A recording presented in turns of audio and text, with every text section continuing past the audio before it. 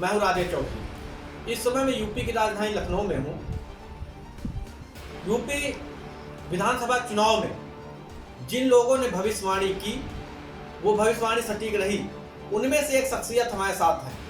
इन्होंने चुनाव से पहले दावा किया था कि भाजपा को कितनी सीटें मिलेंगी और कौन कौन वो प्रत्याशी होंगे जो जीतेंगे। यही नहीं, इन्होंने जिस प्रत्याशी के बारे में करीब करीब जीत का जो अंतर है बताया था, वो बिल्कुल वैसे ही हुआ जैसे मान लो किसी ने भविष्यवाणी की हो।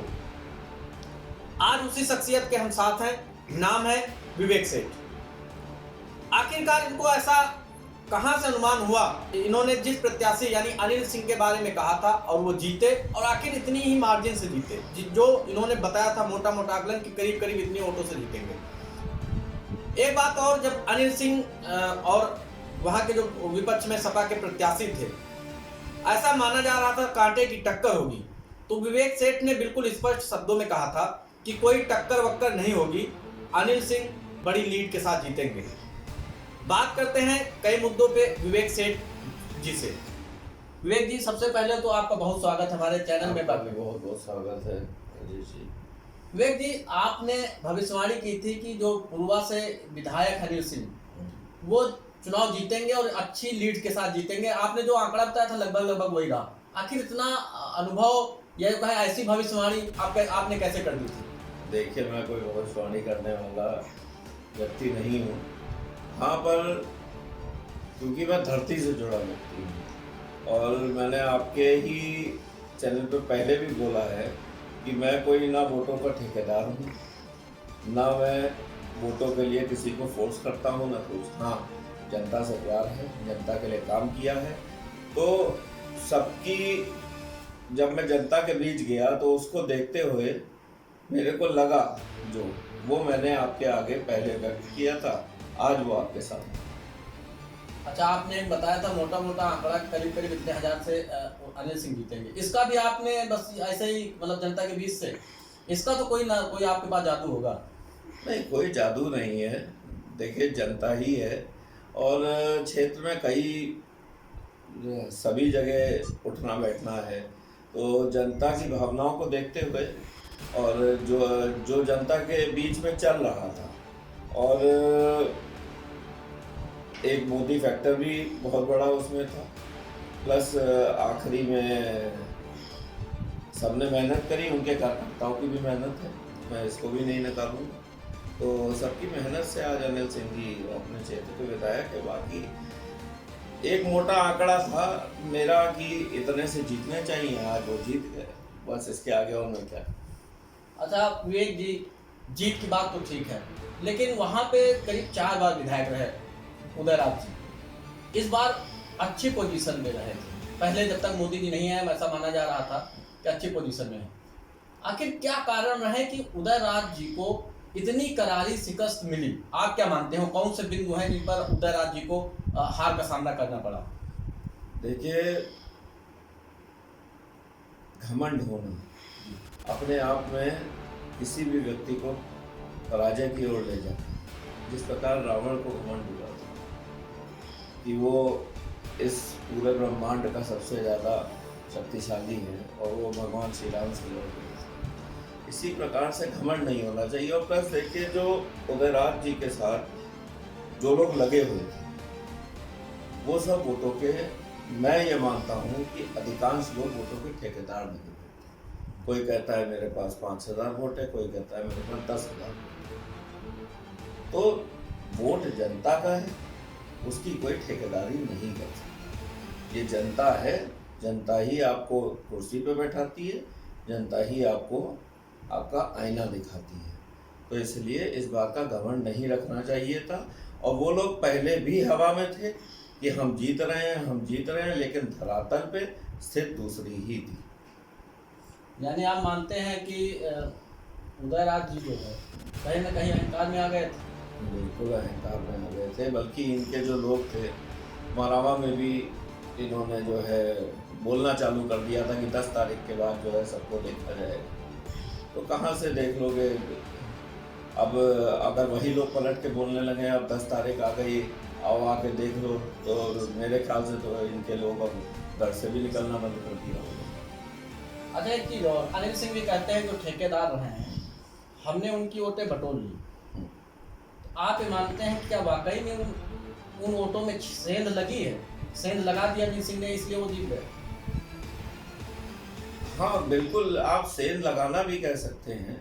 और प्लस देखिए, पहले जो है मजबूती से लड़ने वाला उदयराज जी के सामने कोई व्यक्ति नहीं था। अनिल सिंह जी को मैं बधाई देता हूँ, और उन्होंने बहुत अच्छी तरह से और शालीनता से चुनाव लड़ा है। और सेंध तो बिल्कुल लगी ही है। सेंध क्या लगी, मैं तो ये कहूँगा कि जो इनके साथ वोटों के ठेकेदार चलते थे, जिनको इन्होंने तवज्जो दी और जनता को तवज्जो नहीं दी, अनिल सिंह जी ने उसके बिल्कुल विपरीत जा करके इन ठेकेदारों को अपने से दूर करके जो जनता को तवज्जो दी, आज उसी का नतीजा आपके हमारे सबके सामने। एक चीज और अक्सर माना जाता है कि अनिल सिंह या भाजपा की जो जीत है वो इसलिए कि राशन उन्होंने दिया, और जो विदेश से यानी यूक्रेन से युद्ध के दौरान जो बच्चे वापस लाए, आप क्या मानते हैं इसका कितना असर रहा? देखिए, यूक्रेन से जहाँ तक बच्चे लाने की बात है, हाँ उनका ऑपरेशन गंगा चला था, तो ये तो मैं मानता हूँ कोई भी सरकार होती तो वो करती ही करती इस बात को। और रही बात राशन की, तो हाँ राशन का फ़र्क पड़ा। कोरोना काल में जिस समय लोगों के पास जिन लोगों के पास रोज़गार नहीं था, जो गरीब लोग थे जिनके पास खाने को नहीं था, तो एक तो ये सरकार की ओर से अच्छी स्कीम चलाई गई जिससे कम से कम लोगों का पेट तो भर सका, तो इसका असर तो पड़ेगा ही पड़ेगा। विवेक जी, एक ऑडियो वायरल हुआ था अनिल सिंह जी का जब वो चुनाव नहीं जीते थे। उन्होंने एक धमकी भरे लहजे में कहा था अगर जीत गए तो जो लोगों ने उनके साथ विश्वासघात किया है, जो साफ नहीं है, उनकी अब खैर नहीं।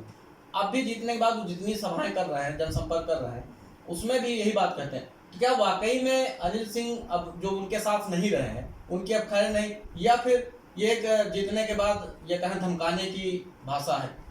नहीं देखिए, जीतने के बाद धमकाने की भाषा मैं इसको नहीं मानूंगा, क्योंकि मैंने भी सुना है उनका बेसिकली जो मतलब था, वो मतलब ये था कि जितने भी लोग, चाहे वो ज़मीनों को हथियाने का काम किया हो, थाने की दलाली करी हो, या जो कुछ किया हो, उन्होंने उसके खिलाफ बोला है। और मैं इस बात को बहुत अच्छा मानता हूँ, कम से कम हमारा जनप्रतिनिधि इतने खुले विचारों का तो है और इतना दम तो रखता है कि वो इन ठेकेदारों को दूर करके, और जिन्होंने भी गरीबों के साथ अन्याय किया है या गरीबों की ज़मीन हथियाई है, या जो लोग भूमि को हथियाने इन सब कामों में लिप्त हैं, तो कम से कम वो खुल करके इस बात को बोलते हैं। मैं तो इसको बहुत अच्छी बात मानता हूँ। अच्छा, अब अनिल सिंह जीत गए हैं, जाहिर सी बात है 5 साल वो जनता के बीच कार्य करेंगे। आपको कौन सी चीज़ें मानते हैं जो पूर्वा विधानसभा के लिए ज़्यादा जरूरी हैं और अनिल सिंह को उन पे काम करना चाहिए? क्योंकि आपने काफ़ी साथ दिया जीत में, आपका बहुत सहयोग रहा। क्या मानते हैं कि अनिल सिंह को कौन से वो कार्य हैं जो पूर्वा विधानसभा के लिए करने चाहिए? देखिए, पूर्वा विधानसभा में स्वास्थ्य से संबंधित अभी कुछ कार्य होना आवश्यक है, जो उन्होंने स्वयं भी कहा है कि वो उसको करवाएंगे। प्लस शिक्षा से संबंधित है, रोज़गार से संबंधित है। मैं चाहूँगा कि हमारे माननीय विधायक जो हैं यहाँ पे इंडस्ट्रियों को लेकर के आएँ, जिससे यहाँ के रोज़गारों को यहाँ पे काम मिल सके। वो उन्होंने स्वयं भी कहा है, और यहाँ पे रोज़गार मिलेगा तो यहाँ का जब नौजवान पलायन नहीं करेगा तो अपने घर के पास भी रहेगा, सुरक्षित रहेगा, प्लस हमारे क्षेत्र का उत्थान होगा। यही कुछ मूल मुद्दे होते हैं, जो रोज़गार मिल जाए, शिक्षा मिल जाए, स्वास्थ्य व्यवस्था अच्छी हो जाए, तो इस पे तो वो स्वयं भी कह चुके हैं कि मैं अब कार्य करूँ। विवेक जी, एक चीज़ और हम आपसे जानना चाहेंगे। आपने स्वास्थ्य की जैसा कि बताया कि अनिल सिंह जी स्वास्थ्य पे काम करना चाहिए। इसी स्वास्थ्य से जुड़ा एक सवाल है मेरा कि आपके द्वारा जो जमीन दान दी गई थी मोराव में, 100 बेड का अस्पताल है। उदयराज जी ने कई बार आरोप लगाया कि निकम्मी भाजपा सरकार, यानी उनका कहना है कि भाजपा सरकार जो निकम्मी थी वो उस अस्पताल में काम नहीं शुरू करा पाई। आपके विधायक रहे, आपके अच्छे संबंध रहे पिछली बार भी, अब तो खैर जीत ही गए हैं, आपको क्या लगता है कि विधायक जी नहीं करा पाए या फिर वाकई में भाजपा सरकार निकम्मी रही जो उसमें काम नहीं शुरू करा पाई? आपके मुंह से जानना चाहते हैं कि ऐसा क्या वजह रही कि उसमें काम नहीं शुरू हो पाया? देखिए, मैंने शायद इससे पहले भी एक न्यूज़ चैनल आया था, लोकल न्यूज़ चैनल ही था, RR करके कुछ था, मैंने उस पर भी बोला था और मैं अब आपके चैनल पे भी ये बात बिल्कुल स्पष्ट कर देता हूँ कि मेरी नज़र में जो इस हॉस्पिटल का कार्य नहीं चालू हो पाया, इसका मुख्य कारण है कि जब मेरे द्वारा ये ज़मीन दी गई थी तो उसकी कुछ शर्तें थी। उन शर्तों को के तहत MOU साइन होना था और उन शर्तों को पूरा होना था। उन शर्तों में जैसे नाम हमारे द्वारा बताया जाएगा, उस पर नाम रखा जाएगा, इसका भू उपयोग सदैव चिकित्सा स्वास्थ्य के लिए रखा जाएगा। ये साइन होने के बाद तब ये भूमि हस्तांतरित होनी थी स्वास्थ्य विभाग को, लेकिन बिना ये औपचारिकताएं पूरी कराए हुए उस समय की जो सरकार थी उसके द्वारा निर्माण कार्य प्रारंभ करा दिया गया। उस समय की कौन, भाजपा या सपा? समाजवादी सरकार में इसका कार्य प्रारंभ हुआ था, क्योंकि मैंने जनहित में इस जमीन को दिया था जिससे मेरे क्षेत्र के लोगों को स्वास्थ्य की व्यवस्था मिल सके, क्योंकि सरकार के पास जमीन नहीं उपलब्ध हो पा रही थी, तो मैंने इसका प्रस्ताव डाल दिया था। तो उन औपचारिकताओं को जो बिना पूरा किए इन्होंने किया, तो मैंने इसका ऑब्जेक्शन भी उस समय की जो तत्कालीन जिलाधिकारी सौम्या अग्रवाल जी थी उनके सामने रखा था सन 2016 में। फिर उसके बाद मेरे द्वारा सन 2017 में भी इस पर रखा गया कि जो MOU साइन होना है और जो औपचारिकताएं इसको पूर्ण कर दिया जाए। अभी हाल फिलहाल में जब मेरे द्वारा माननीय मुख्यमंत्री जी से कंप्लेंट करी गई थी, मेले की भूमि पे कुछ वहाँ के कुछ लोगों ने कब्जा कर लिया था उससे संबंधित, तो उसमें मैंने इस हॉस्पिटल का भी मुद्दा उठाया था। तो तब भी मैंने इस चीज़ का मुद्दा उठाया अभी सन 2021। तो तब मेरे सामने एक और बात सामने आई कि इसका बिना जिला पंचायत से नक्शा पास हुए ही इस हॉस्पिटल का निर्माण करा दिया गया।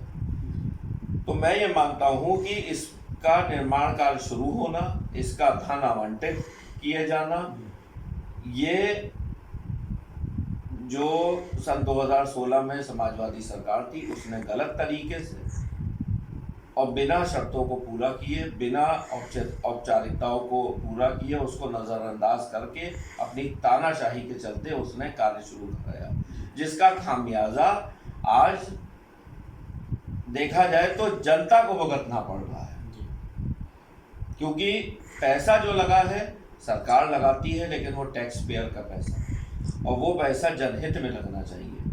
जनहित में पैसा तो लग गया, परंतु औपचारिकता अब कोई अधिकारी अपने सर पे उसकी जिम्मेदारी नहीं लेना चाह रहा। तो मैं तो माननीय विधायक जी से मेरी बात भी हुई है और मैं उनसे पुनः निवेदन भी करूंगा कि इन औपचारिकताओं को पूरा करके शीघ्र महीने 2 महीने में इस हॉस्पिटल को चालू करने का पूर्णतः से कार्य किया। तो इसका कारण ये है, तो आप मानते हैं कि भाजपा सरकार में क्या ये चालू हो जाएगा, जनता को उसका लाभ मिलेगा? बिल्कुल बिल्कुल। मैं विधायक जी से निवेदन करवा करके, प्लस मेरे चाचा राज्यसभा सांसद माननीय संजय सेठ जी भी भाजपा से हैं, तो मैं दोनों लोग से निवेदन करके और इसको अतिशीघ्र इस हॉस्पिटल को चालू करवाने का निवेदन। धन्यवाद। बहुत बहुत। तो आज हमारे साथ समाज सेवी विवेक सेठ रहे, जो उत्तर प्रदेश विधानसभा चुनाव में पुरुआ की विधानसभा से कौन प्रत्याशी कितने मार्जिन से जीतेगा इसकी भविष्यवाणी की थी। हम इस कार्यक्रम में उन्हीं व्यक्तियों से बात करा रहे हैं जिनकी भविष्यवाणी विधानसभा चुनाव में बिल्कुल सटीक बैठी। विवेक सेठ उन्हीं में से एक हैं। साथ ही इन्होंने जो उन्नाव जिले की ये कहें कि सबसे बड़ी उपलब्धि मानी जाती है, जिसका जिक्र प्रधानमंत्री व मुख्यमंत्री योगी आदित्यनाथ भी अपनी जनसभाओं में किया, 100 बेड का अस्पताल जो मौलाव में बना हुआ है, जिसकी भूमि जो है विवेक सेठ के द्वारा ही दान दी गई थी।